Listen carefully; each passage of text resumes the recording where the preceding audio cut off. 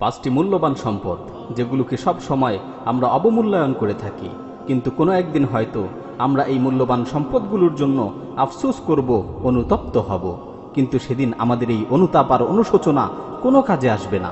এজন্যই তো রাসূল সাল্লাল্লাহু আলাইহি ওয়াসাল্লাম বলেছেন, ইগতানিম খামসান ক্বাবলা খামসিন, পাঁচটি জিনিসের পূর্বে পাঁচটি জিনিসকে মূল্যায়ন করো। পাঁচটি জিনিস চলে আসার পূর্বে পাঁচটি জিনিসকে মূল্যায়ন করো।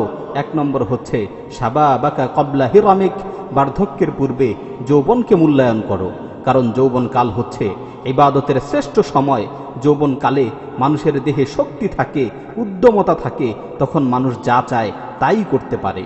সুতরাং যৌবনের শ্রেষ্ঠ সময়গুলোকে দ্বীনের পথে ব্যয় করো, যৌবনের শ্রেষ্ঠ সময়গুলোকে আল্লাহর ইবাদতে ব্যয় করো, কারণ বার্ধক্য যখন চলে আসবে তখন তোমার দেহে তারুণ্যের এই উদ্যমতা আর থাকবে না, তখন তুমি চাইলেও মন খুলে আল্লাহর ইবাদত করতে পারবে না। সুতরাং তোমার যৌবনকে অনর্থক কাজে নষ্ট করো না, যৌবনকে মূল্যায়ন করো। 2 নম্বর হচ্ছে অসিহাতাকা ক্বাবলা সাকামিক, অসুস্থতার পূর্বে সুস্থতাকে মূল্যায়ন করো, কারণ সুস্থ অবস্থায় মানুষ অনেক ইবাদত করতে পারে, কিন্তু যখন অসুস্থ হয়ে যায় তখন ইবাদত করার শক্তি থাকে না, মন চাইলেও ইবাদত করতে পারে না। অসুস্থ মানুষ সারাদিন বিছানায় শুয়ে থাকে, চার দেয়ালের মাঝে আবদ্ধ হয়ে থাকে। সুতরাং সুস্থতার সময়গুলোকে মূল্যায়ন করো, সুস্থ অবস্থায় বেশি বেশি করে আল্লাহর ইবাদত করো। 3 নম্বর হচ্ছে ওয়াগিনাআকা ক্বাবলা ফাকরিক, দারিদ্রতার পূর্বে তোমার সচ্ছলতাকে মূল্যায়ন করো, অর্থাৎ সচ্ছল অবস্থায় অপচয় করো না, অনর্থক কাজে টাকা পয়সা নষ্ট করো না, বেশি বেশি করে আল্লাহর রাস্তায় খরচ করো।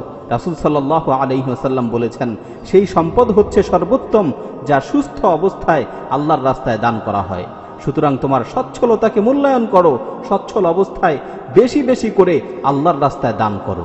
4 নম্বর হচ্ছে ওয়াফিরাগাকা ক্বাবলা শুগলিক, ব্যস্ততার পূর্বে অবসর সময়গুলোকে মূল্যায়ন করো।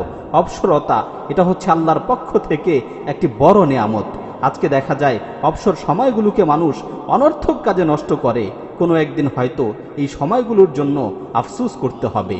সুতরাং এই অবসর সময়গুলোকে ভালো কাজে ব্যয় করো, অবসর সময়গুলোকে মূল্যায়ন করো।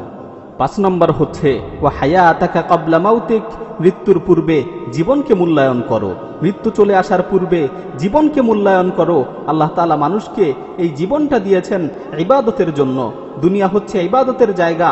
দুনিয়ার জীবনে যে যত বেশি ইবাদত করবে, আখিরাতে সে তত বেশি সৌভাগ্যবান হবে, কারণ মৃত্যু যখন চলে আসবে তখন ইবাদতের আর কোনো সুযোগ থাকবে না।